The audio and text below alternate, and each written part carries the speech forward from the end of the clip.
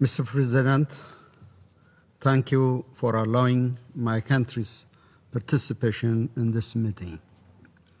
I thank the Secretary General Antonio Guterres for his briefing, and I acknowledge the presence of Under-Secretary General Martin Griffiths. Mr. President, on the World Humanitarian Day last week, the Secretary General provided emphasis to the situation in my country. The government of Ethiopia appreciates the good faith engagement by the Secretary General. We appreciate the Secretary General call for ending the suffering of the Ethiopian people. This same objective will continue to drive the efforts of the government of Ethiopia, as was the case in the past 9 months following the treasonous and unforgettable attack against the northern command of the Ethiopian National Defense Force by TPLF. Excellencies, in previous discussion on the situation of my country, I tried to give a broader perspective on the problem where we are facing. The current state of affairs in Ethiopia did not transpire overnight. They were in the making long before the TPLF unleashed attack on the northern command of the NDF in the dark hours of November 4. The genesis of the current conflict goes back at least 3 decades ago. Since 1991, TPLF maintained hegemonic control over the political, security, and economic life of the Ethiopian people. During this time, the TPLF faced resistance at every turn in all corners of Ethiopia. We must recall that it was sustained popular protest that dislodged the TPLF from the political power in 2018, ushering in a promising period of transition. TPLF was dispelled not only from power, but also from the hearts and minds of Ethiopian people due to the non-evolving and destructive ideology it seeks to preserve in the Ethiopian body politic. The people of Ethiopia outprogressed this political elite that stand vanguard for division over unity, oligarchy over equal opportunity, favoritism over merit. When it lost power, the TPLF retreated to Tigray, taking our people in Tigray as hostage, because as the saying goes, for those accustomed to privilege, equality feels like oppression. Still, despite numerous provocations, the Ethiopian government exercised maximum restraint until the group attacked and looted military barracks. Over the last 9 months, the government sought to uphold the constitutional order. The TPLF refused to disarm and surrender to law enforcement authorities, doubling down on its destructive agenda. Mr. President, the unilateral humanitarian ceasefire declared in June and the subsequent withdrawal of the National Defense Force from Tigray was supposed to bring calm to the region and its people and provide space for the TPLF leadership to reconsider its ruinous course. Our plan was to allow a peaceful farming season in Tigray. It was supposed to pave the way for the uninhibited flow of humanitarian assistance for the people in need. If it went according to our plan and vision, the ceasefire would have allowed us to embark on rebuilding and reconstruction in the region, and the repair and reconnection of infrastructure and economic apparatus disrupted by the TPLF. Also, children in Tigray would have already begun preparation for the 2014 school year. It is 2014 in Ethiopia, it is 2020 in the Gregorian calendar. That is set to begin next September.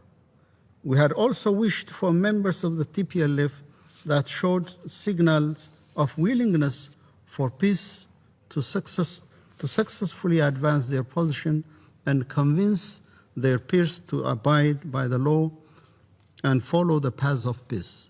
The government's commitment for peace was given no regard by the TPLF, who called the ceasefire a joke, and also by members of the international community that tolerated, enabled, and condemned the group to follow its destructive path.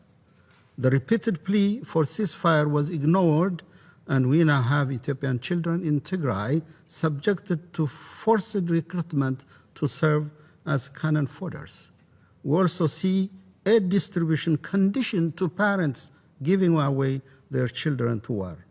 Not only farmers in the Tigray region, but also those in adjacent Afar and Amhara region are now unable to farm their land, exposing them to the indigeneity of receiving aid to sustain their family.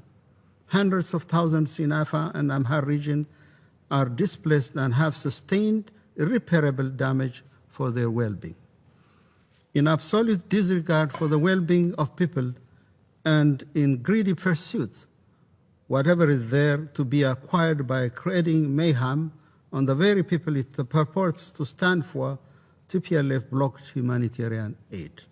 The group also engaged in formalization of fronts between internal and external actors bent on destabilizing the great nation that is Ethiopia. In this regard, we see a clear coordination between these internal treasonous elements and external actors from near and afar that have opened a multidimensional offensive to obstruct Ethiopia's right to use its natural resources. Mr. President, as to humanitarian assistance, the government of Ethiopia is fully cognizant of its obligation to its citizens. Sensationalization and politicization of our situation doesn't inform our response. We will continue to deliver on our obligation using all means and allocating all available resources. In this regard, the government of Ethiopia first is committed to hastening clearance of humanitarian convoys. In fact, we are committed to reducing the number of checkpoints and to fast-track scanning process. We are working with partners to introduce modern scanning technology. Second, we will continue to consider requests for humanitarian flights. World Food Programme and the National Disaster Risk Management Commission are administrating their humanitarian flights with no impediment. Third, we will continue to provide cash and manage it in a predictable and sustainable manner for all humanitarian agencies. Similarly, the resumption of public service requires peace and rule of law in Tigray. These essential services cannot be reconnected while the group that today killed 33 infrastructure operators and engineers, looted aid, diverted aid, and confiscated humanitarian convoys continues to persist on its destructive path of war. Mr. President, our goal is peace. Unfortunately, the TPLF is standing between Ethiopia and peace. TPLF is not the victim, it is the culprit. The people of Ethiopia, especially those in Afar, Amhara, and Tigray region, are living under undeserved and insufferable conditions. We are startled by everyone that appears to have been calling for peace and pressure the government for suspension of its law enforcement operation, to later on tolerate and ratify through their reticence the expansion of violence and mayhem by the TPLF. Our plea to all, with a sincere wish to help us realize peace, is to put pressure on this lawless group to stop its criminal advance, to abandon preparation for combat and abide by the laws of the country. The group must also irrefutably delink itself from internal and external sponsors and affiliates. As to the international community, we ask you to remove the actual or perceived support emanating from your side that this group feeds off. It has to only comply with the requirements set by the government and free the people of Tigray from its egoistically grip. Absent compliance with the laws of the country, the government of Ethiopia will apply and any means necessary to ensure law and order. Regarding some of the unsubstantiated assertions we heard today, we call upon members of the Council to be cautious about facts and misinformation that has dominated the scene. There is no discrimination based on any ground, including ethnicity, religious, or any other background. We are not people with less moral. We are people of values. We survived for centuries through social cohesion. We built unity while honoring differences. The Ethiopian reform is all about how to strengthen our unity and live in harmony. The reform is not to learn to die through ethnic divisions, as has been professed, propagated, and implemented by TPLF for over 30 years.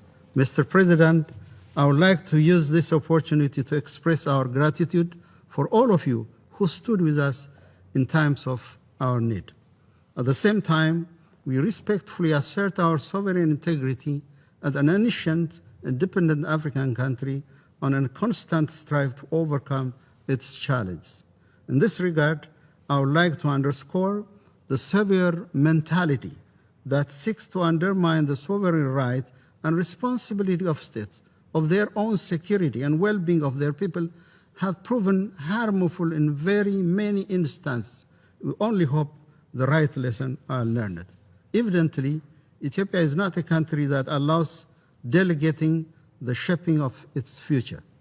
The international community has witnessed undue foreign pressure and interference is not appreciated by a soul in my country. And after the fact regret and admission of failure in foreign policy will not help. Hence, we call on everyone concerned to work with us. We are ready to work with all well-intentioned partners. I thank you, Mr. President.